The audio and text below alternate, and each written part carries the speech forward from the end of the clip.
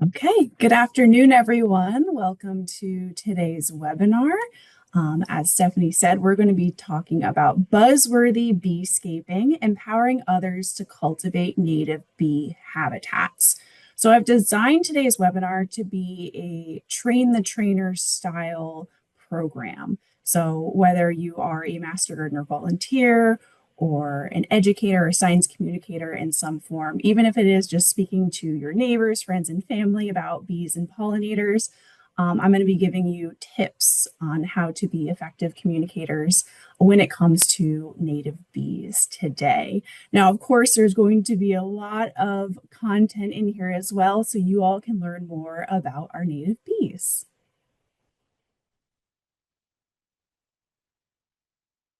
So as we're getting started here, I'll put up the University of Maryland assurance statement, as well as our Injustice for All poster. So reminding you all that if you ever find any of our extension programs aren't accessible to you in any way, that you can reach out to us or the contacts that are listed on this poster. So if you have any questions about this, please let us know. Now, before we move forward today, I know we filled out a demographic poll, so thank you for taking the time to fill that out.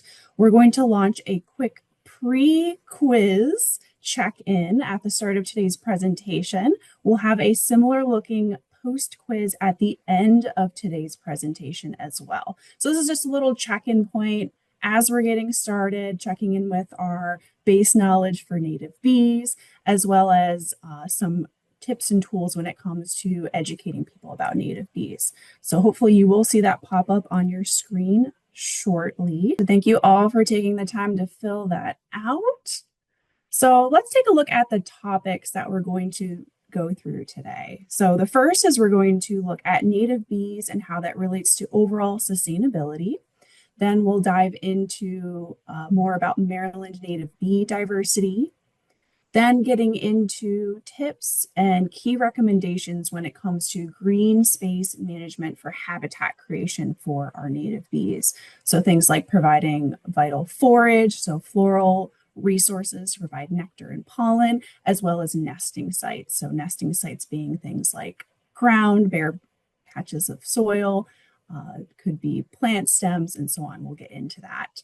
And then at the end, we'll talk about some different ideas for community engagement. I'm sure many of you are already participating in different community programs, doing outreach and extension. So we'll just go through a couple of ideas toward the end, especially as we prepare for National Pollinator Week, which is coming up on June 16th through the 22nd for 2025. So we're about a month out from that celebration.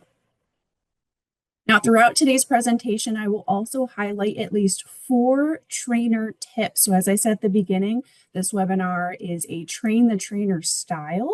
So it's designed for fellow educators and science communicators for how to best effectively communicate and engage people when it comes to native bees. So let's get started with native bees and sustainability. So our native bees are a big part of not only our pollinator community, but a part of our food webs and ecosystems as a whole. They help to pollinate and maintain our diverse native plant communities. So our native bees and our native plants have co-evolved together over thousands of years. And so they have really deep connected relationships in terms of our native bees tend to be one of the best pollinators of our native plants.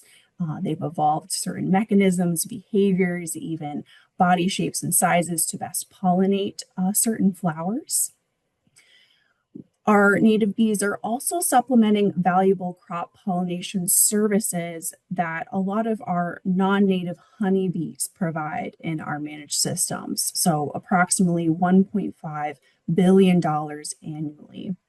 And as we may have seen throughout the news with the Save the Bee campaign, we are unfortunately seeing with some of our honeybee colonies and populations what we deem as honeybee colony collapse disorder. And there isn't one specific cause that we can link this colony collapse disorder to. Researchers suggest it's a combination of factors such as a pest called the varroa mite that's attacking our honeybees, pesticide exposure, poor nutrition, habitat loss, and stress from transportation. So a combination of multiple different things. Our native bees also help us to raise awareness for conservation practices that benefit our communities. And so when we're planting for native bees, as we'll learn about today, we're also planting for other, say, beneficial insects, other pollinating animals, other wildlife to benefit our green spaces as a whole. So we're going to go through some best practices for supporting our native bees. And these all are science-based, sustainable, climate resilient, adaptable, and adoptable. So I'll mention some ways we can adapt some of these best practices to different spaces, all the way from our rural spaces to our more urban spaces. Maybe some of our community members are working with a porch or a balcony and container plants, and that is a-okay. Those are impactful ways we can still provide nectar sources for our native bees. So let's learn about our Maryland native bee diversity. We're going to dive into some very unique stories. We'll explore some of our key groups of native bees found here in Maryland. So whether you've heard me speak or not, or heard another person speak about our native bee diversity, I want for you to take a moment and guess approximately how many different native bee species do we have here in Maryland?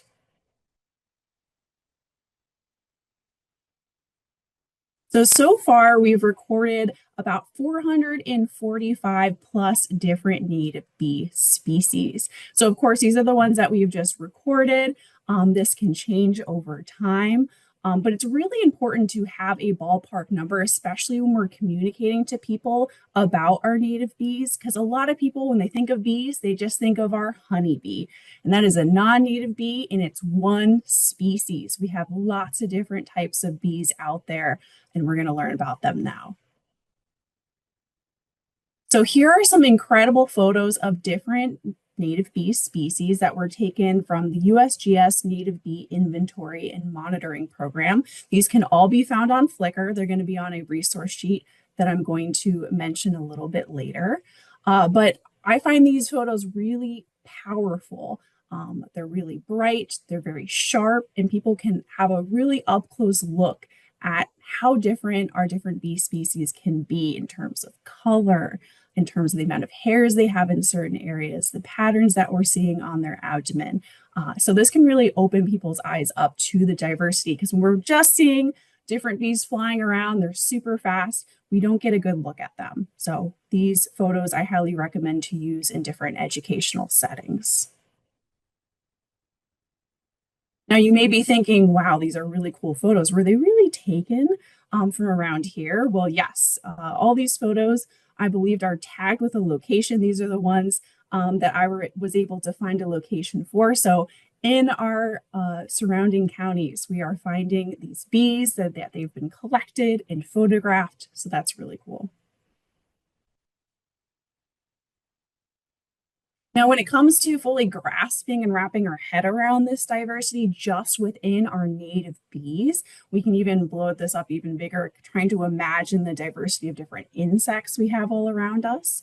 But it can be really helpful to have a comparison chart in some way. So there's this one on our right that shows our non-native honeybee, which is very familiar to a lot of people, in the center. And then we have other different bee species around the outside. So we can get some comparison when it comes to size, coloration, and so on. So we can see that our bees can be really small and our bees can be larger as well. And this is a really cool photo, pretty well known, that was put together by Stefan Buchman. And what it does is it compares the world's largest bee, which is a carpenter bee, to the world's smallest bee, commonly known as a fairy bee. And so what we're seeing in this photo on our left is zoomed in really close on the head and the eyes of a carpenter bee. So I'm going to show with my cursor here. We can see one of the compound eyes. We can see the antenna coming up here. We can see up close some of the hairs on this carpenter bee head. And then this yellowy golden looking bee that's resting on the top of this eye is that fairy bee. So a size comparison here, the range that we have when it comes to our bee species. Now, this particular fairy bee that is referenced in this photo is not found in our area, but it is native to North America, found in the southwestern areas of the US. So desert areas like California, Texas, and Arizona. Now, what we do have in Maryland is we do have 7 different recorded species from the same genus or group of fairy bees. And so these are some photos that I was able to collect off of iNaturalist for what some of our own fairy bee species look like. And I love the photo down on the bottom left because it's very up close and we can see these little granules of sand or some sort of rock material. And we can see how tiny these fairy bees are. So these are found naturally in our area. And for a little comparison here, on our left, we have our eastern carpenter bee, very common. You're likely seeing them buzzing about. They're a pretty large bee, one of our largest bee species. And then next to one of our fairy bees on our right.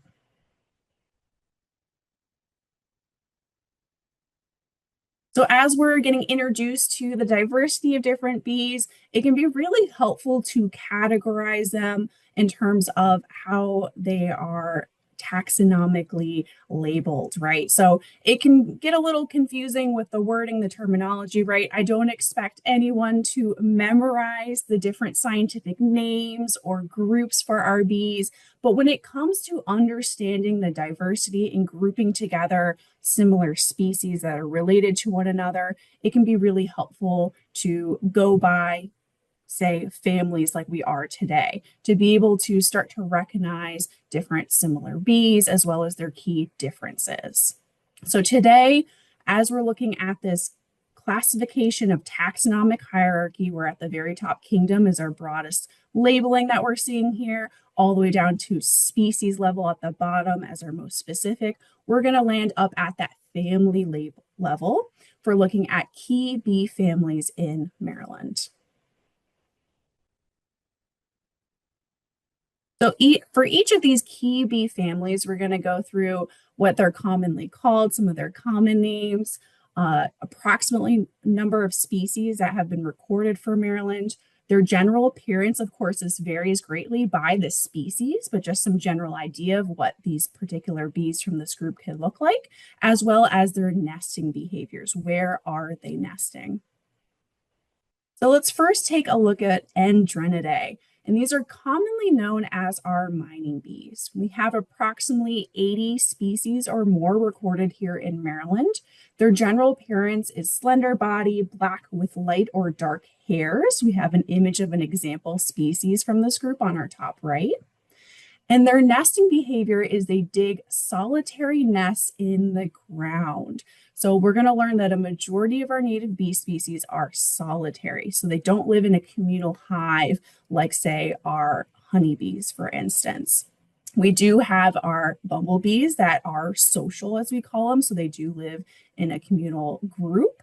But a lot of our native bees, like our mining bees, are having one female create one individual nest, so solitary.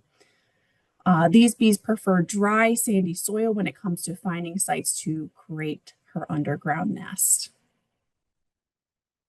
So here are just a few images to represent some individuals from this group. And then on our right, we have a photo of what their ground nest can look like from that grass or above ground level. So we have what's called a little pile of soil that they've created called a tumuli. And when they're in their activity period flying around, typically early spring, but it's going to depend on the species, we're going to see that female coming in and out of that ground nest as she is provisioning it with pollen, acting as food for her eggs that she's going to be laying under there. Our next group is Apidae. So this includes our non-native honeybees, as well as our native bumblebees, carpenter bees, and others. So a common name can vary depending on the more specific group, say the genus or the species. We have approximately 100 recorded species from this group here in Maryland. Their general appearance is large, hairy, and mostly black. And their nesting behavior is they can either nest in the ground, within wood, plant stems, or burrows, depending on the species. So within this particular group, we have a range of different nesting behaviors, and we also have some that are solitary and some that are more social, so living in that communal community, so lots of different individuals in one nesting space. Here are some example photos for our group of Apidae. And then some examples on our right of the different nesting sites that can happen. So this includes things like our carpenter bees that burrow into wood. We have also carpenter bees that can use stems as nesting. You can see the little cell chambers with our larval immature bees in there and our pupa. And then we have our bumblebees, which create nests typically in the ground. And we can see what that looks like on our bottom there.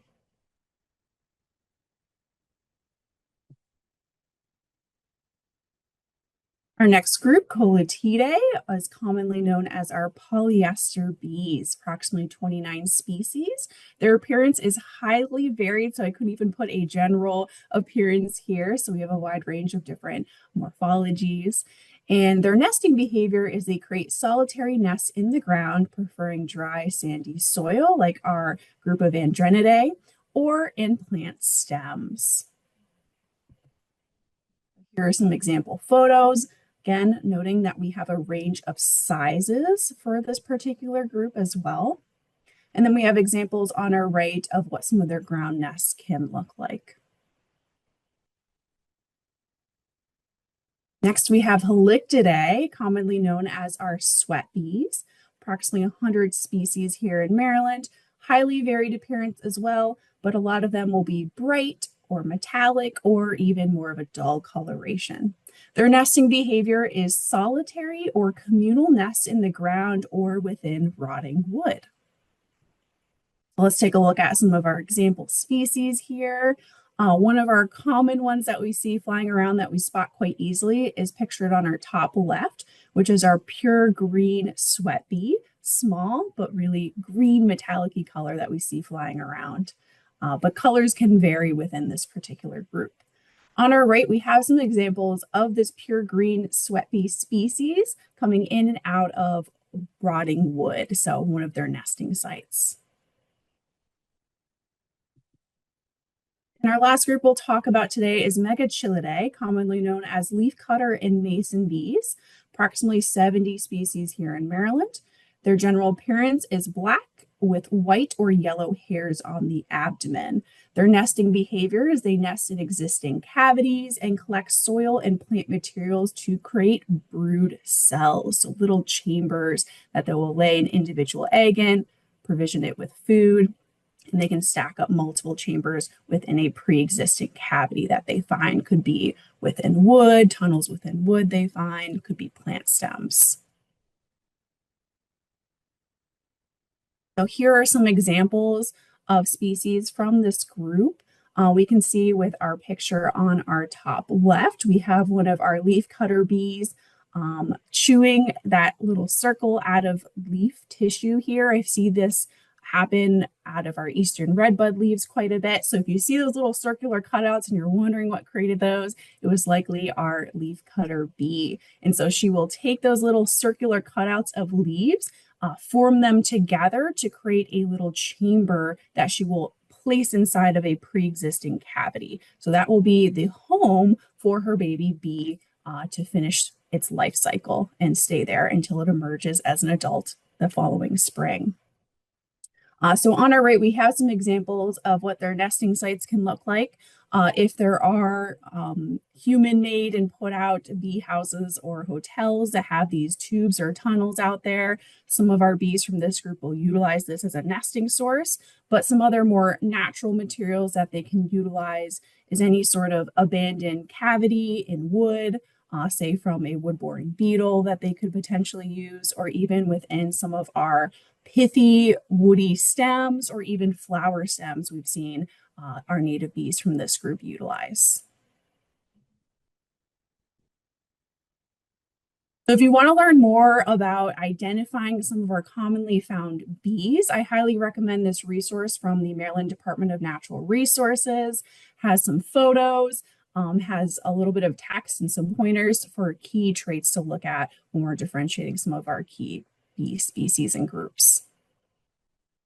Now, another really important thing to learn about is differentiating our bees, our commonly found bees, from our commonly found wasps, because a lot of people will mistake them for each other, and that's understandable. They have similar coloration, and when they're flying around very quickly, it can be really hard to distinguish them, right? Now, what we can emphasize when it comes to educating people about native bees, especially our ground nesting bees, is a lot of people will mistake those for some of our aggressive ground nesting wasps, say our yellow jackets. So a lot of the times we have a aggressive ground nesting insect that's flying around. It's likely one of our yellow jackets, especially as we get later into the summer season. And so early in the season, this spring, we have a lot of ground nesting native bees. These are not aggressive and not defensive of their nests. So we want to conserve them. So something to make people aware about spotting and being able to recognize some of these common bees and wasps.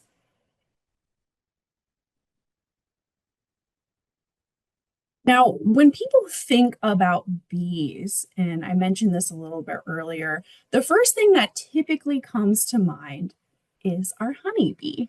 It is beloved, it helps us enjoy our sweet honey, and it's a huge cultural thing when it comes to the history and the hobby and profession of honey beekeeping as well. So I won't be delving into all of that today, but it is important to note that when we're speaking with the general public, the first thing that may come to mind to them when we're talking about Maryland bees is our honeybee. But our honeybee is not native to our area. It was brought to the eastern United States from Europe around 400 years ago in the 17th century, and it's mainly used for agricultural reproduction, for pollinating a lot of our agricultural crops, along with producing honey. And our honeybees are facing increasing health issues such as disease and pests, as I mentioned toward the beginning of today's presentation. And some recent studies unfortunately suggest that our honeybees may be competing with some of our native bees by decreasing pollen and nectar resources. And so I mentioned this here because when we're talking about conserving our native bees, some people will think, oh, maybe I need to become a honeybee keeper, have my own honeybee hive. That will help out our native local bees. But that's not necessarily the case. And there's been more and more research into this when it comes to the interactions between our non-native honeybees and our native bee community over those over 400 different species that are out there. And there's more research that is needed, but some of the studies and the patterns that we're beginning to see is what we call as exploitive competition, defined as individuals interacting indirectly as they compete for common resources. So what is unique about our honeybees is that when we have them in managed settings, we have a hive, we have a lot of them, and we're introducing them to certain areas. And especially within our urban spaces, if we introduce a lot of our non-native honeybees, they could potentially be competing with our native bees for shared resources, that being our flowering plants. And so for this particular study that was done in 2023, they found that increasing honeybee abundance was associated with decreased floral resource availability, leading to shifts in native bee floral visitation patterns. So causing our native bees to forage on different plants and that potentially having cascading effects, right? For what pollen that they're collecting, what nectar that they're able to reach and collect, as well as what the plants they are pollinating. Now, if you want to read up more about this, I highly recommend This review that was done in 2017, so of course more research has come out since then, but is a great summary and has some great thought-provoking questions toward the end and more questions that need to be researched. And so this paper is titled is Do Managed Bees Have Negative Effects on Wild Bees? And it's a systemic review of the literature. So if you feel like diving into that, I highly recommend this published piece. And so when we're comparing our honeybees versus our native bees, we can look at some general traits. Our honeybees are not native to our area. They are social insects that live in large colonies with a social structure. They nest in tree holes or in human-managed houses, typically, what we call our beehives. And they are important pollinators within our agricultural system. So they do serve really important roles in certain settings. And then our native bees, they are native, they have co-evolved with our native plants. So they have a long history there with our native fauna. They can either be social or solitary. And most either nest underground or within cavities. So when people think bees, sometimes they think of that classic honeybee hive, but our native bees are creating those nests within different cavities, spaces, and within the soil.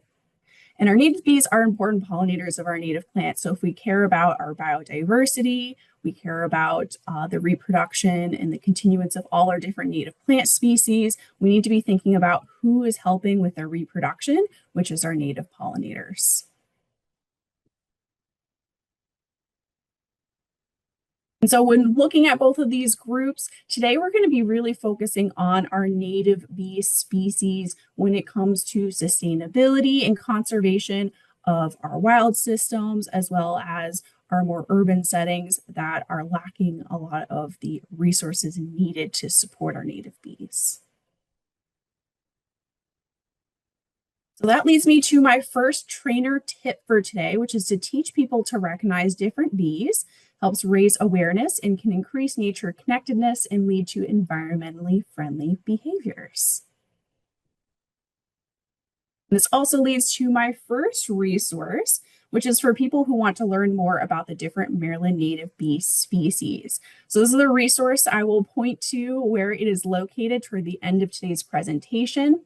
But it has different resources ranging from beginner to advanced for people who want to learn about identifying our native bees. So when we're talking about native bees, we can broadly categorize them as either a generalist or a specialist when it comes to what plants they are collecting pollen from. And so we're going to dive into a story about one of our pollen specialists here in Maryland to be able to demonstrate what our pollen specialists are doing and what they are utilizing. So our specialist, as the name conveys, specializes on anywhere from a small group of plant species to even just one specific plant species that it will collect pollen from. And so with our spring beauty mining bee, this is one of our native bee species that is a pollen specialist. And what the females are out there doing in early spring once they emerge from their ground nest, so they're nesting underground, is she is out there collecting pollen just from two native plant species known as our Virginia spring beauty and our Carolina spring beauty plants. So these are ephemeral woodland flowers. We can see up on the screen, they're pink, they're white, and they have this characteristic pink pollen that the spring beauty miner bee is collecting. And so her young only feeds on pollen from these two plant species. They cannot feed on pollen from other plant species. So it's really important to have those plants out there so that when the spring beauty mining bee is out there collecting food for her young, that it is present. And so once she has collected that pink pollen, we can see on our far right picture, if we look closely, we can see that pollen collecting on her back legs on these specialized pollen collecting hairs called scopa. So it's like little pollen baskets. So she's collecting that pink pollen there. She's going to come back to her ground nest. Here's some example video clips of another type of ground nesting bee, but similar. in terms of what it looks like when they're digging in that soil. They're trying to get to their ground nest if it's been kind of covered back up. So once she's back in there, she's going to create a pollen ball. So this is the food for her young in these little chambers underground. Each chamber will have a pollen ball, will have an egg that she lays that will eventually hatch into a spring beauty minor bee larva, as we can see here on the screen. So the larva will begin to feed on this pollen ball. Will next begin to pupate as it goes through its different life stages, and it will then become an adult bee. Now, these adult bees will stay underground through the winter months. So picturing this now, early spring, we have the adult female wasp or bees, bees flying around, creating these ground nests, provisioning them with the pollen balls and the eggs. They'll hatch, go through their different life stages through the summer, through the fall. And then once they finish their life cycle underground, our new adults will stay there all winter long, waiting to emerge for those cues to let them know that it's spring, it's warm, and they'll emerge and begin that life cycle over again, creating their own individual nests. Now, from this particular story for this one species, what we can learn from this is that approximately 25% of native bee species are pollen specialists. This lets us know it's important to plant particular species or in diversity of native species so that we can provide food for pollen specialists like our spring beauty mining bee. Approximately 90% of native bee species are solitary. So they create these individual nests underground. Now, we could have a situation, I've seen this before with our ground nesting bees, it's really hard for them to find habitat that's suitable. It's sandy, bare soil, and that people are not going to try to push them away with pesticides or watering or so on. So when they find a conducive area to create habitat, you may see lots of different individual ground nests in a particular zone. I was in a neighborhood once that had hundreds of ground nesting bees in one area. Now, again, as a reminder, they are not aggressive. They are not defensive of their nests. I was freely walking amongst all these ground nesting bees, did not bother me. Approximately 70% of native bee species are ground nesting. So really key to recognize them, to conserve them where we are finding them. Their flight activity, where we have the adults flying around foraging, the females provisioning her nest. This flight activity period is only a couple weeks. And so she will eventually end her life cycle, and those ground nested bees that are going through their life cycle underground will remain there quietly until they emerge spring again. So very short activity period where we're interacting with them or interfacing them out within our green spaces. So where we can't leave them be and distinguish them from our aggressive ground nesting, say yellow jackets. Now, leaf litter is used by many animals as habitat. You may have noticed in our graphics for our story here for our spring beauty minor bee that we had some leaves up at the surface.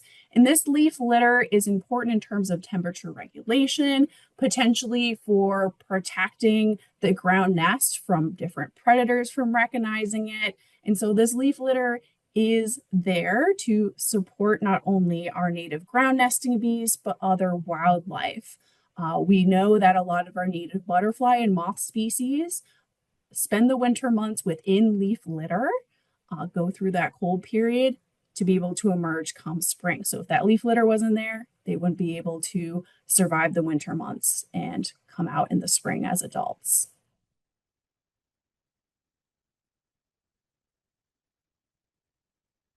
So looking at our spring beauty minor bee, at our different native bee groups, we've learned about the different ways that our native bees nest.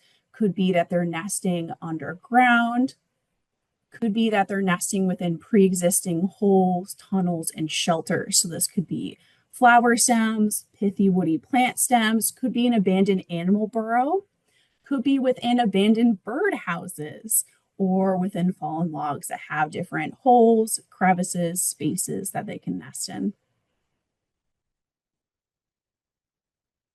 Learning more and more about the food and shelter and nesting needs for our native bees, this will lead into our best practices for creating habitat for them. Now we'll get into providing that foraging for our different native blooming flowers, as well as our nesting sites. So today we'll go through 4 best practices for supporting our native bees. So this is the beginning here. Of course, we could delve into each of these in more detail. We could add on to this, but these are the 4 key ways, especially when we're introducing someone new to native bee conservation. So we'll start with incorporating a diversity of native plants.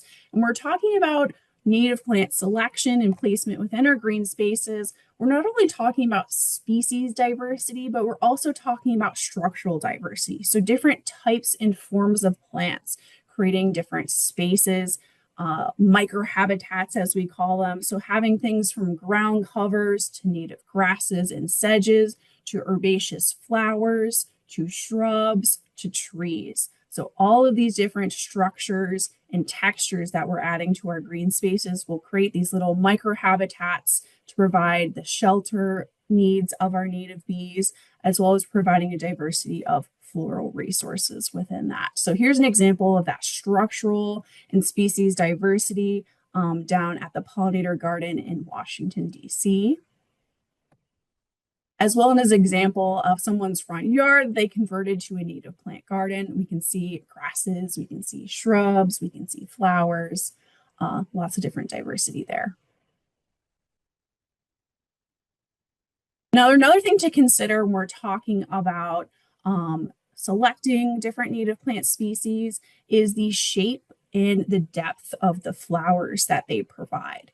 And so with our native bees, we can group them as either being long-tongued bees or short-tongued bees. So this is their proboscis that they use to be able to collect nectar from a flower. And so we can see with our flowers, we have different structures and morphologies in terms of how deep that flower is, what shape that they have, and how easy that is for particular bees to access. This can also play into the body shape and size, not only the tongue length. But based off of tongue length alone, for bees and flowers to work well together, the length of the bee's tongue needs to match the shape and the depth of the flower. And so with this in mind, being aware of the different flower shapes we currently have and what we want to add to our landscape. So we have some example deep flower species on our left, things like our foxglove beard tongue, trumpet honeysuckle, and eastern columbine. And then some example shallow flower species on our right. So things like Maryland golden aster, England aster, and purple coneflower. Now, luckily for a lot of our flower species, some of them can accommodate both our long-tongued and our short-tongued bees. So things like mountain mint, for example, and bee balm, the list goes on. But just something to be aware of when we're adding new plant species for a pollinator garden. Here's a little video clip I took down in Capitol Hill, Washington, D.C. So an urban space, I found a patch of foxglove plants. And so that example of that deep flower for our long-tongued bees, and we can see bees are utilizing it. They're collecting nectar, they're helping to pollinate them down in this urban space.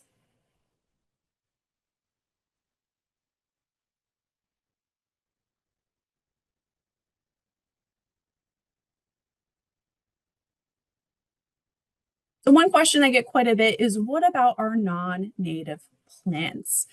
We even had someone comment at a recent lecture that Lisa Cooter, our native plant specialist, gave. Someone said, why do you all talk about native plants so much? I really love some of my non-native plants. I think they're beautiful.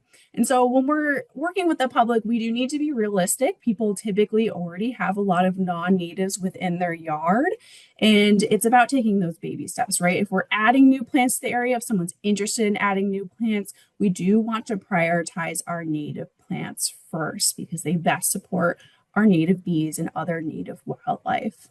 Now, when it comes to our non-native plants, I'm going to go through a couple of key points that we have found about them when it relates to our pollinators and our native bees from the research. And so non-native plants can complement native plantings by providing nectar to a wide range of bees, some of our generalists. So generalist pollen specialists who can collect pollen from all different types of plants. They're not picky eaters. They can nectar from all different types of plants, especially in the early spring. So we're going to talk in a little bit about planting for season-long bloom, always having something in your landscape blooming to provide that vital pollen and nectar resource for our native bees. And so when we have patches in our bloom periods, for any reason we can't find a native plant for it, sometimes a non-native plant can help fill that gap and provide that nectar resource at a certain time of year. Non-native plants may help compensate for habitat loss in heavily human-altered landscapes, such as along crop field margins or in urban meadows. However, non-native plants can change local plant communities and may not support certain bees that rely on specific native plants, like our pollen specialists, for instance. So my example on our top right, we have our non-native woodland crocus, and we can see our honeybee is utilizing it as a nectar source, and potentially some of our generalist native bees. Non-native plants may also affect how bees interact with plants in ways scientists are still trying to understand. It is important to be cautious, avoid using non-native plants that could spread into natural areas and cause harm, especially when it comes to our invasive species. So being aware of that, such as our invasive butterfly bush shown on our right. And last but not least, focus on native plants first. And if using non-natives, choose carefully and only as a backup to help fill gaps in bloom times for food availability. So this is when we're talking about creating spaces for native bees and pollinators, our more conservation plantings and strips. Of course, when we're talking about our vegetable and our crop beds, we're going to have non-natives there. But when we're talking about planting for native bees, it's important to prioritize our native plants where we can. This leads me to my second trainer tip, which is to avoid making people feel bad about existing plant choices.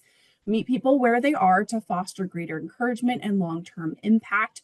Eco-shame risks leading to environmentally harmful behaviors. And there's more and more research coming out about what is deemed eco-shame and eco-guilt and how that is potentially being utilized by certain organizations and people to help push people toward more sustainability, just more environmental behaviors, but that can sometimes backfire. And so when we're working with the general public, our role, especially for Master Gardener volunteers, is to provide people with that science-based information. It's not to convince them of one thing or another, or to shame them, or to say that non-native isn't good for native bees in their yard. In terms of just providing them the information, meeting them where they are, and steering them in the right direction, or the direction of where the science is kind of pointing us.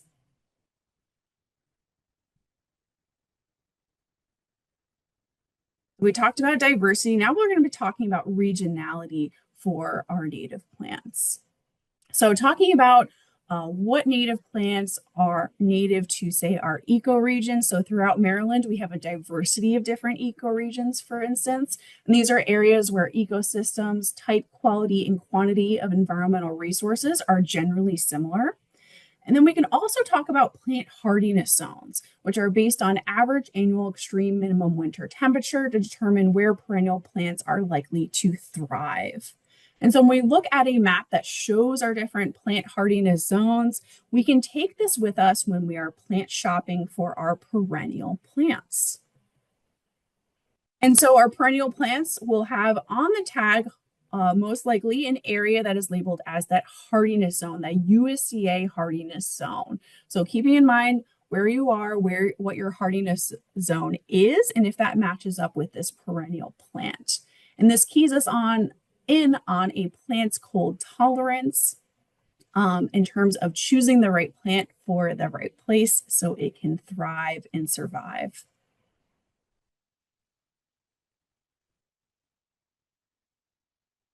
There are also plant lists by ecoregion. So Pollinator Partnership, can be found at pollinator.org/guides, has a way to look up your ecoregion by your zip code.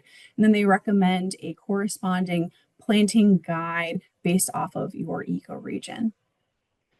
There is also an ecoregion Plant Guide for Container Gardening, Keystone Plants by the homegrownnationalpark.org/keystone-container-gardening. This is a really great resource, especially if we or others are working with smaller spaces.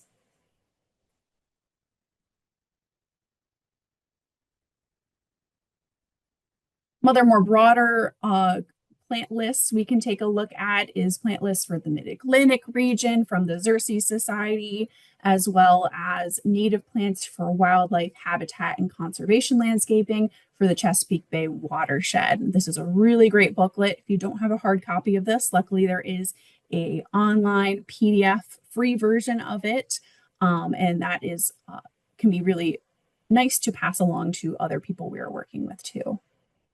So that can be found through the Department of Natural Resources website linked on the screen. And I'll make sure to have these slides available after today too.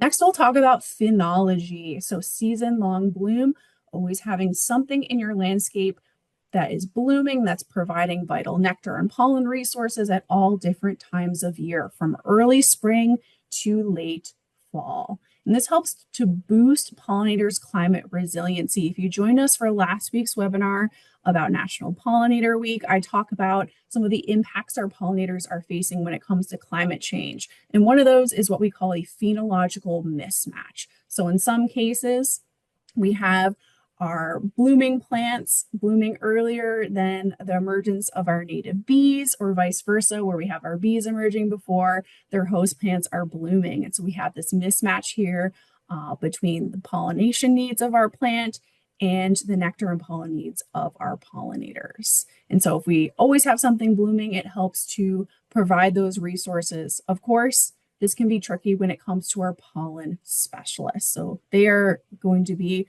potentially more heavily impacted by this phenological mismatch that we're seeing. And so when we're looking at our science-based plant list for taking inventory of what we already have in our pollinator spaces, or if we want to add something new, a lot of these lists will have a column for bloom period. Now, this is a generalized bloom period. They'll typically label it as early or late in the season, or early, mid to late. Of course, this is going to shift with new data as we learn more about our blooming plants, but can key us in on the palette we already have and the palette that we want to add to. Maybe we need more early blooming plants. Maybe we need some more late in the season for the late fall.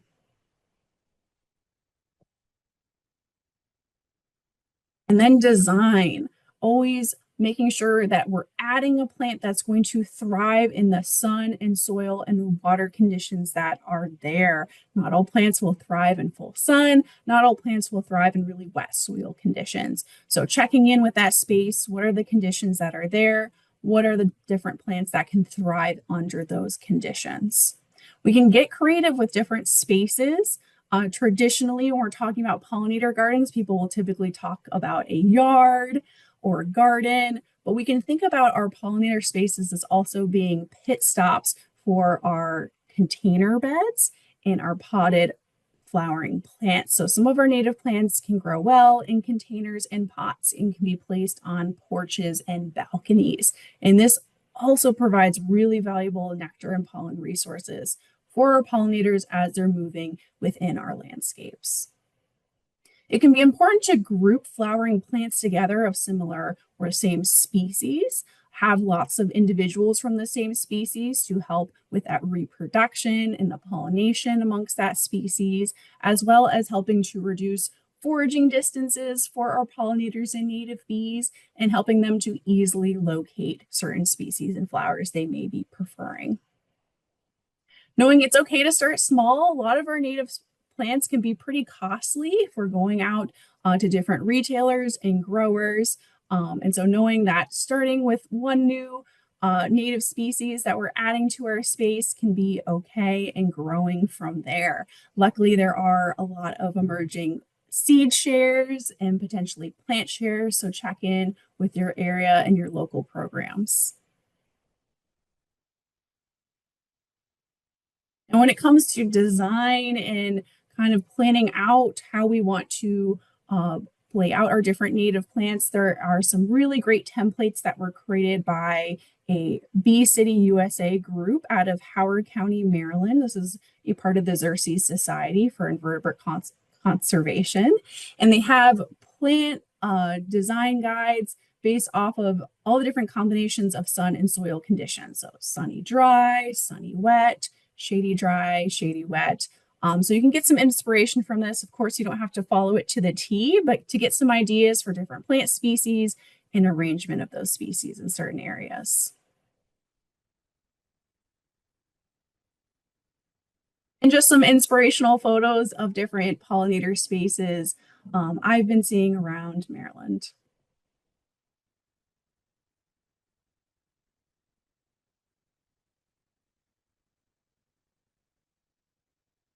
And so with this, it's important to know that small green spaces can support bee communities similar to those found in larger, more connected green spaces. And this is being supported by the research. So even our smaller urban spaces can be spaces that support a diversity of our native bees. This leads us to our second resource for people who want to learn more about pollinator native plant resources. This will be linked. I'll point out where that is toward the end, but it has that Bee City, Howard County group's different planting guides, different science-based plant lists, as well as places to look up where you can purchase native plants.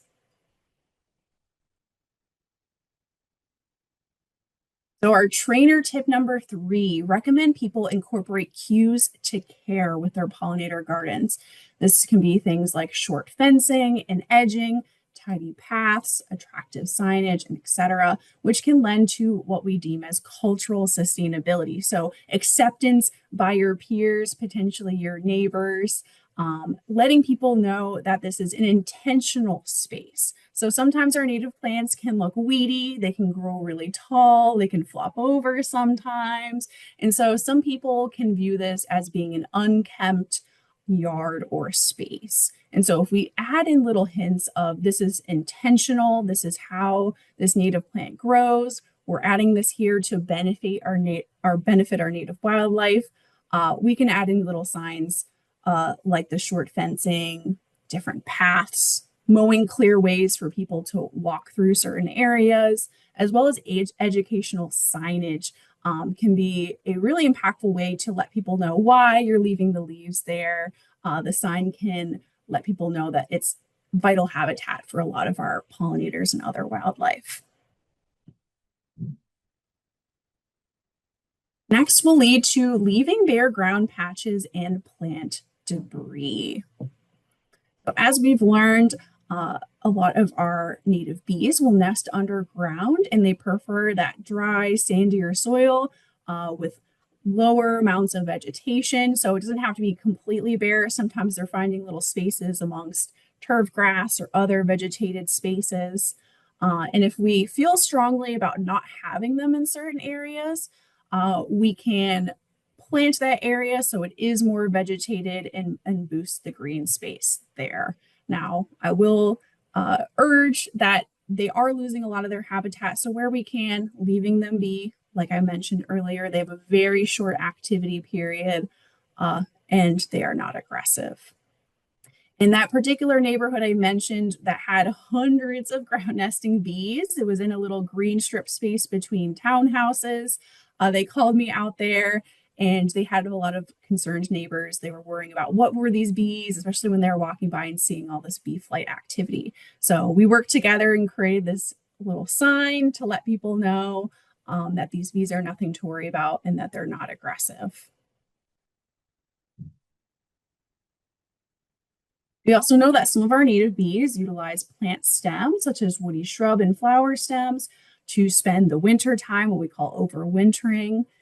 We can wait to prune until as late into spring as possible because we may have some native bees still nesting within them. They emerge at different times within the spring. So waiting as long as possible. And if we are pruning, leaving those cuttings outside somewhere in your green space, so whatever may still be inside could still potentially emerge. And this is what some of our stems can look like. I believe these are different Joe Pye weeds that are standing up. And so some people might see this as weedy. I see this as a lot of really cool texture and brown colors that we're adding to our landscape. And I see a lot of habitat too as we're learning. So these are things that if we can, leaving them in place, great habitat for native bees and other native beneficial insects. Fallen logs can be great homes as well for a lot of our native bees, as well as rock piles can create different crevices and spaces for nesting. And our fallen leaves. So our bumblebee queens spend the winter months within the soil topped with leaves. So these leaves help with her temperature regulation underground until she's ready to emerge in the spring to create her new colony.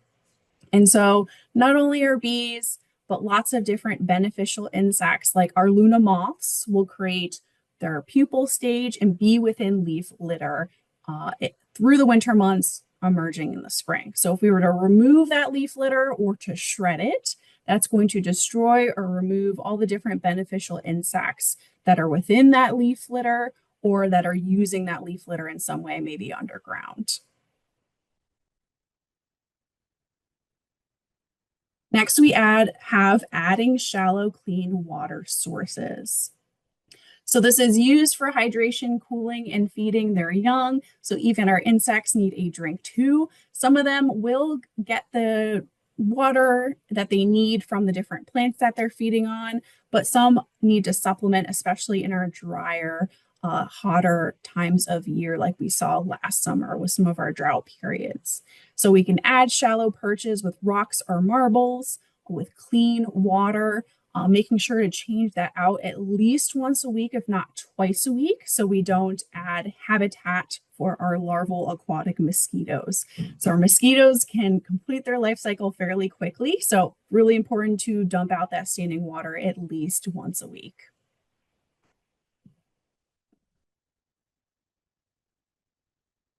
Next, we'll talk about reducing pesticide use, as pesticide use is cited as one of the key factors that are leading to insect decline, including the decline of a lot of our native bee species. And noting that pesticides includes a whole range of different chemical products. So right now it's really popular to apply mosquito controlling products that can be sprays and fogs by different companies and businesses. This is a type of pesticide that could be negatively affecting our native bees and other beneficial insects. Now, when it comes to management of pests within our gardens, it's important to identify an insect before considering it a pest. There's a wide diversity of insects out there, and there are a lot of lookalikes between our beneficial insects and our potential pest insects. And one example I have on the screen here is on our left, we have an eastern leaf-footed bug, which feeds on plants, has a straw-like mouth part, so it feeds on plant juice. And on our right, we have a wheel bug, a beneficial predator. So at quick glance, we could easily mistaken these two. We could even see that we have an insect on a plant that's being damaged and assume that that particular insect is the culprit. But that insect might be there to feed on the pest insect, or it did eat the pest insect. So really important to check in before we quickly reach for some sort of control, such as a pesticide. If you need help with pest identification, we do have our free online UMD Ask Extension form that you can fill out, send us photos. iNaturalist can be a really great place to post photos and get help with IDs as well.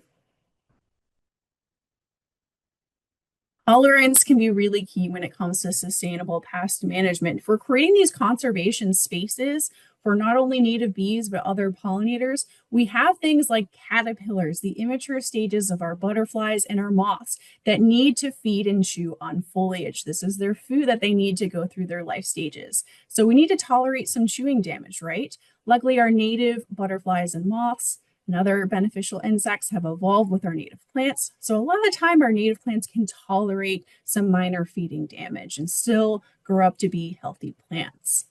So consider tolerating minor pests and their damage.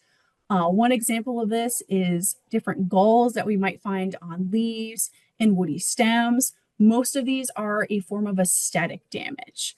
They do not typically significantly harm the health of the plant. So it just can look funky. I like to call it confetti that we're adding to our leaves. And so this is a case where we typically do not recommend especially a chemical control, not significantly harming the health of our plant.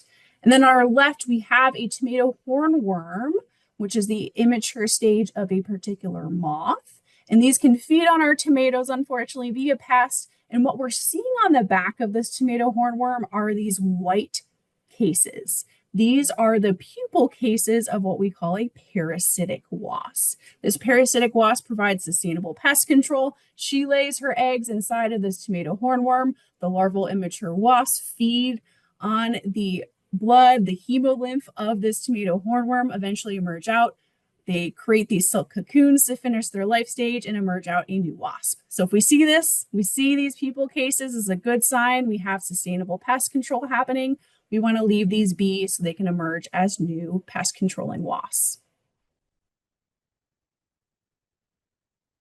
Integrated pest management is the term we use when we're talking about looking at different ways to control pests and taking in all of the different factors and information about the plant itself that's being affected, as well as the surrounding landscape as a whole. So it can be deemed as a more holistic approach where we are starting with our least impactful, environmentally impactful management tactics, and the pesticides, the chemicals, is a last resort. And so utilizing other pest management tactics like biological control, where we are supporting our naturally occurring predators and our parasitic wasps by providing pollen and nectar resources. A lot of them are omnivores, so they need that pollen and nectar there. Mechanical, we're physically removing pests off of plants in certain areas, or cultural control. So if we're working with a vegetable garden, rotating where we are placing certain vegetable plants to reduce the chances of pest outbreaks. And then if we need to look toward that last resort of using pesticides and chemicals, utilizing those lower impact, lower risk pesticide products first, applying them selectively in well-timed spot treatments. Things like our horticultural oil, our insecticidal soap, and our neem oil. Now, of course, these products are not harmless. They can still impact our beneficial insects and our native bees, especially when they get into contact with them directly. So something to be aware of. There's always risk for any chemical product that we are using. So those are our 4 best practices for supporting bees that we are talking about today. The resource that is related to these is listed in our Maryland Pollinator Week Toolkit. And I mentioned this in last week's webinar. So if you're new here, welcome. I will point to where this Maryland Pollinator Week Toolkit is online. It's a digital resource. Of course, it can be printed out as well, but it has a lot of online links that you can directly click on. And so when we're talking about these best practices I mentioned today, these are on pages 8 through 12 in this Pollinator Week Toolkit.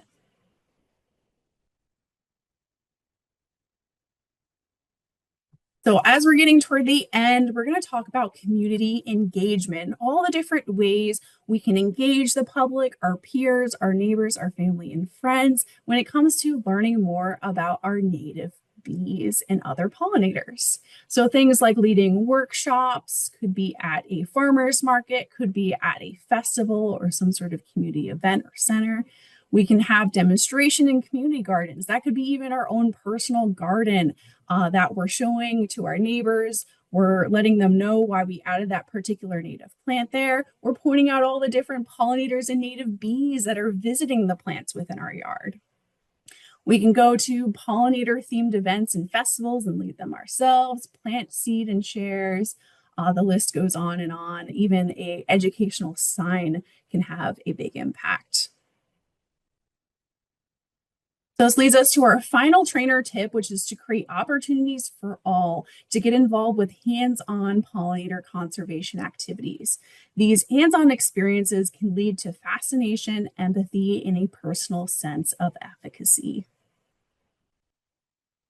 So getting creative, thinking of ways for people to really get that hands-on involvement. It doesn't have to be physically planting pollinator plants. It could be holding a model of a bee or interacting with a matching game between the bee and its nesting site, the bee and its host plant. So really getting people engaged with the process of learning.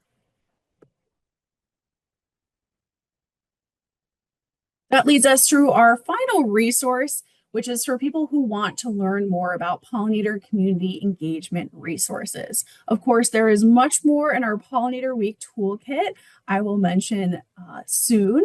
And this particular one just points out some different resources related to pollinators and native bees, as well as listing some of our participatory science projects. So ways that you can help scientists collect data on pollinators and their host plants can be as easy as taking a photo out in your own green space and uploading it to sites like iNaturalist and other participatory science projects.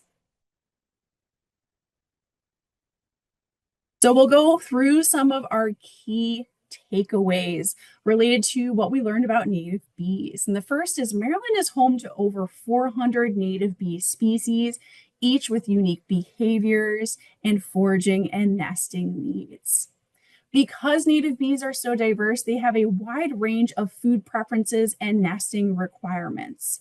Support this diversity by planting a wide variety of native plants. Consider flower shapes. We learned about the short and the long-tongued bees. Bloom times, planting for that season-long bloom. Plant types to create structural microhabitats with sedges, shrubs, trees, herbaceous flowers, and grouping those plants together to make it easier for our pollinators to find, to reduce the amount of distances they need for foraging, as well as to help with the reproduction of those native plants. Also, when we're talking about plant selection, we can't forget regionality, finding plants that are going to thrive within our region within Maryland, as well as the sun, soil, and water conditions. Prioritize plants that are native to your specific region to best support local bee populations. So we have that co-evolutionary relationship between our regional bees and our regional plants. Leave disease-free plant debris such as fallen leaves, plant stems, and logs to provide important nesting and overwintering sites. Now, of course, in certain cases, there are situations where we want to remove leaf litter. For instance, we don't want leaf litter clogging up our storm drains, especially those drains in the street that will lead to our natural water bodies that can lead to increases in different nutrients within the water that we don't want. And we want to make sure that we have spaces that are safe and accessible. So our walkways, we want to remove leaves from our walkways, of course. In our vegetable beds, a sustainable management tactic can be to remove leaf debris and plant debris that is infested with pests. So depending on the pest species, some will spend the winter months beneath the soil within the leaf litter and emerge again come spring potentially. So this is for our vegetable beds. So that could be a case where we do want to remove that leaf debris. But our conservation pollinator spaces, a lot of the time we can leave that plant debris be, making sure we don't have too big of piles up because we don't want them too deep. That won't be conducive to a lot of our different beneficial insects. We want to conserve ground nesting bees by avoiding disturbance. They are generally non-aggressive and do not defend their nests. We want to offer shallow, clean water sources to help bees stay hydrated, especially during hot weather, and reducing or eliminating pesticide use to create a safer environment for our pollinators. And then we have our key takeaways for our educator side of things, as this was a train the trainer style webinar. So the first is to help people recognize different types of bees to build awareness, foster nature connectedness, and to encourage environmentally friendly behavior. Avoid eco-shaming. Most people Meet people where they are and respect existing plant choices. Judgment can lead to defensiveness and even environmentally harmful behavior. Focus on encouraging small positive changes over time. Promote cues to care, such as neat paths, borders, and signage in pollinator gardens to support community acceptance and cultural sustainability. Offer inclusive, hands-on conservation activities to inspire fascination, empathy, and a sense of personal empowerment to pollinator protection. So with that, I will mention again the 3 handout resources that were created to go along with today's content. These can all be found in the Maryland Pollinator Week Toolkit. This can be found online on the link we can find on the bottom right of our screen now, whether that be the URL or the QR code. If you want to access the URL, we'll be sure to post these slides as a PDF so you can directly click on it. So this is the first Pollinator Week Toolkit of its kind for this 2025. And so I would love for you to explore it, check it out, try out some of the resources that would best meet the needs of your audiences, and let me know what you think. I would love to hear what you thought about different content resources, as well as if you want to add something to the Pollinator Week Toolkit for next year.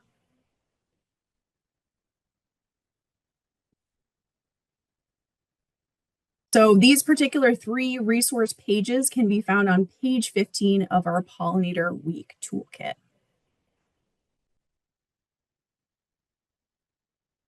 Now there's lots of information in this Pollinator Week Toolkit, as well as different ready resources to use, such as our Maryland pollinator cards. I've created 8 of them so far on different native pollinators, anywhere from our generalists to our pollen specialists.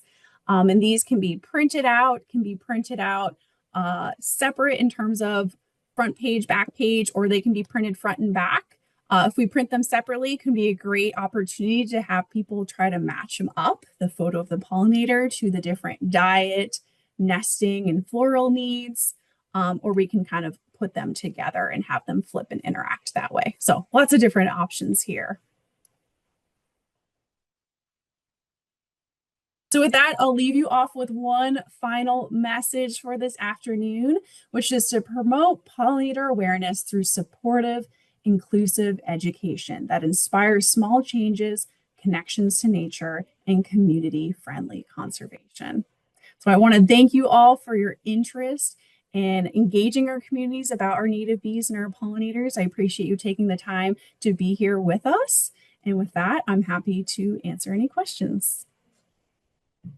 Awesome. Thank you, Maddie. We do have quite a few really good questions in the chat, so we'll get started.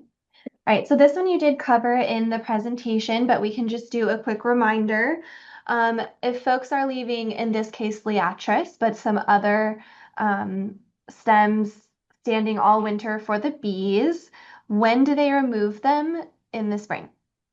Yep. So unfortunately, there isn't a specific date or time that we can point to, because with our diversity of different bee species and beneficial insect species, they emerge at all different times of year in the spring. And so waiting as long and as late into spring as possible. So when you're ready to prune, I just encourage you to leave those prune cuttings outdoors. Of course, we can check in with these stems as well. We can take a look into them. Do we see signs of nesting? Do we see a little bee face looking up at us, or a little sign of leaf matter for their nest? So we can also check in there. If we don't see any potential signs of bees nesting or other insects, might be the time to prune. Awesome. Thank you. Okay, and then related to leaving the stems, we had one question that asks, do stem nesters prefer certain types of stems, which I know we covered in your last presentation? So they generally prefer those pithier, more hollow stems. It's going to really depend on the bee or the insect species. Some utilize stems that are already hollow. Some will create their own little cavity by chewing into them. So it's all going to really depend. And so with that, the message is to plant a diversity of different plants to help support and provide that diversity of different habitat. Awesome. Fantastic. Okay. Next is This one's asking about the specific bees, one of the species that was mentioned. If the Adrena eryngineae only feeds on spring pollen of the spring beauty, how or what do they feed on for the remainder of the warm season? So the adults that are feeding on nectar and flying around, they will feed on nectar from a wide range of plants. So that's why we call them pollen specialists. So they're specialists in terms of the pollen they collect. So they're only collecting pollen from those two spring beauty plant species, but they will nectar on a wide range of native plant species. Great question. Yeah, that was a good one. Okay, in reference to the ground nesting bee species, do the tunnels and ground nests that they are digging help aid in soil aeration and soil health? Yep. I have heard people mention this. I would have to kind of dig into the research a bit more to see if we have some science-based evidence about this. Mhm. But I can imagine that they are helping with soil aeration in some form or another, but would be really cool to investigate further. Awesome. Okay, is there an easy way to distinguish the holes of the ground nesting bees versus bees of other insects such as ants? That is a great question. I'm I sure know. if you were to put photos side by side, some of them might be easier to distinguish from others. I think the biggest thing to clue in on is that they're more pronounced, right? We see that hole at the top when we have flight activity from the adults, from that females coming in and out of the ground nest. So if we have a little bit of time when we're outdoors in our garden or green spaces, if we see a bee coming in and out of there, that's a really great sign that we have a ground nesting bee. Versus if we stare down at the soil mound and we see little ants coming in and out of it, then maybe it's potentially an ant mound. With our ground nesting wasps, like our yellow jackets, for instance, they typically utilize pre-existing animal burrows and other pre-existing cavities. They don't dig their own ground nests. And so with that, we have a bigger hole, and they also live in a communal nesting space. So we have lots of individuals coming out of that ground nest. Awesome. Okay, another ground nesting bee question. If you have mulch, even a light layer like 1 to 2 inches, does that inhibit their ground nesting? It depends on the bee species. We do want to make sure that our mulch isn't too deep. Typically, like you said, within that 1 to 2 inches or less. I have heard of cases where ground nesting bees will still create their ground nests amongst mulch. So just being mindful of how thick it is. Sometimes the material can matter too. Mhm. So things to be mindful of. Makes sense. Okay, so now we're going to switch over. We've got a couple questions on butterfly bushes. So I am sure that master gardeners run into this a lot, but you're working with someone who has a butterfly bush and they just love it. And they're like, but it's covered in butterflies and the hummingbirds love it. What should be the suggestion in that case? Do you just let them have it, or do you suggest that they replace it with something else? This is tricky. It's going to really depend on what this particular person is coming to you about, right? If they aren't asking specifically about the butterfly bush and you're maybe just in their yard and they're asking general questions, maybe we don't need to like point it out. I mean, we can tell them, "Hey, we know this particular species is invasive. It's non-native." We can tell them more information about it. But like I said earlier, we shouldn't shame them. We shouldn't demand that they need to remove that and replace it with something else. So if the person's open to suggestions, kind of having that conversation with them, we can provide them with some native alternatives that they don't need to do right away. Maybe they do it down the line when they're doing some revisions. When Mhm. it comes to our butterfly bushes, based off of the research, what we found is that they can steal our native pollinators away from our native plants. So this can have cascading effects in terms of our native plant community. So our butterfly bushes are very attractive to our pollinators, almost too good at their job Mhm. that they're stealing our pollinators away from being able to pollinate our native plants. So that's where the concern comes into place there. Cool. Also related, there are, I guess, some new claiming to be non-invasive species or probably cultivars of butterfly bushes. Do you have any thoughts on that? So the general recommendation is that we want to prioritize our straight native species. When it comes to our cultivars, of course, depending on the cultivar, the hybrid, because of the different alterations that we're seeing, it could alter the nutritional benefits and so on of the particular plant.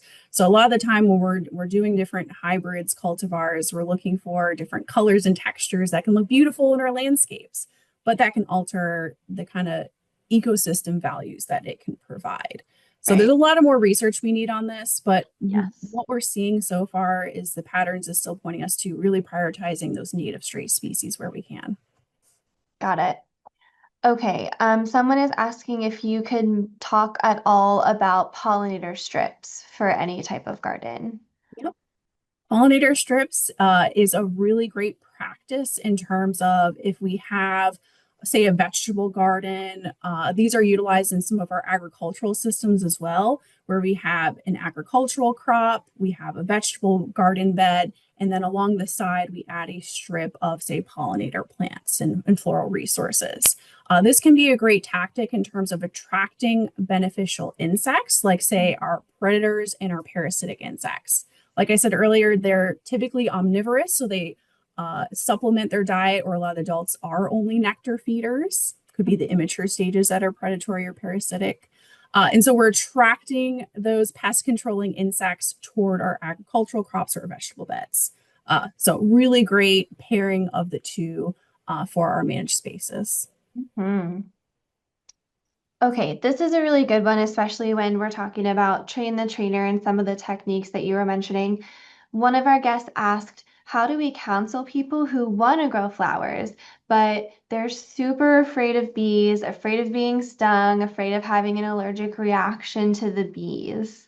Right, right. So most of the time, the allergic reaction is going to be coming from our honeybee stings.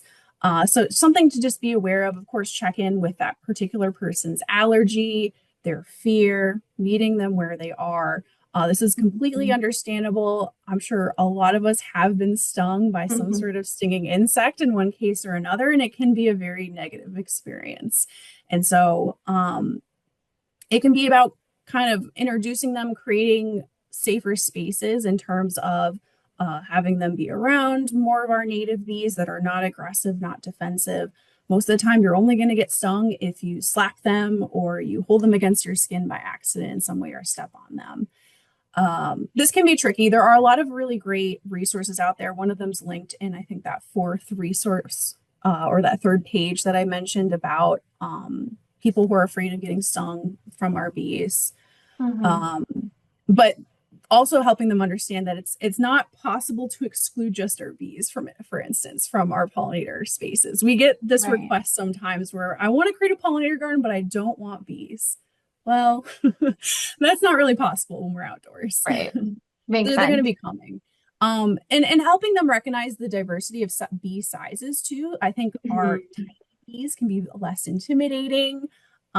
Showing them close-up photos of them, kind of making them uh, tap into their curiosity, kind of sparking that side of things may help them to get through some of their fears and hesitations. Awesome. And then someone going back to the butterfly bush thought of another question. Is it also true that the eggs that are laid on butterfly bushes won't survive because when the larvae hatch, they can't eat the leaves?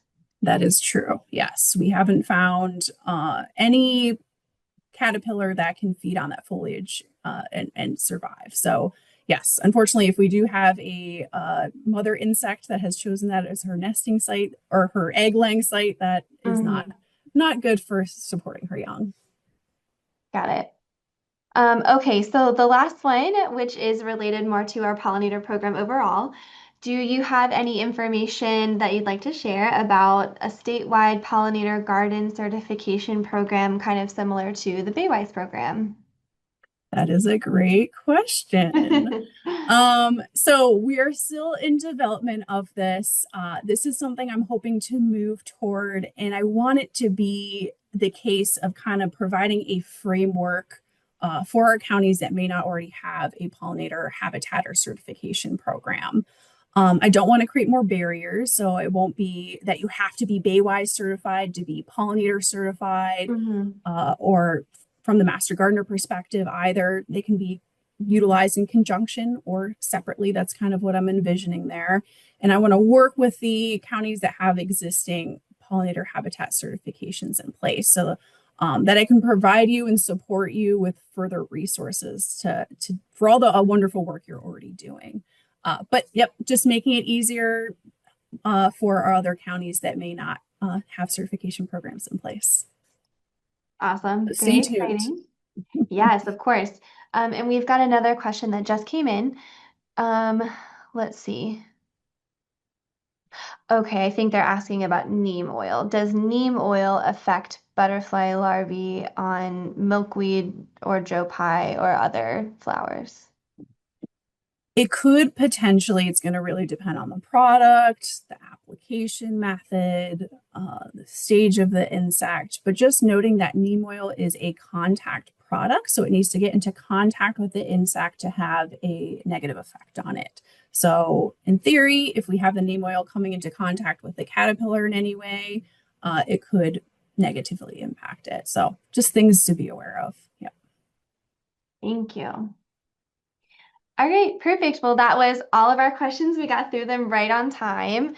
Maddie, Awesome. the chat is just filled with comments. People are loving the resources that you've created, as well as this presentation that you gave today. I think we all learned a lot and got some great takeaways. So thank you so much for doing this for all of us. Yes. Thank you.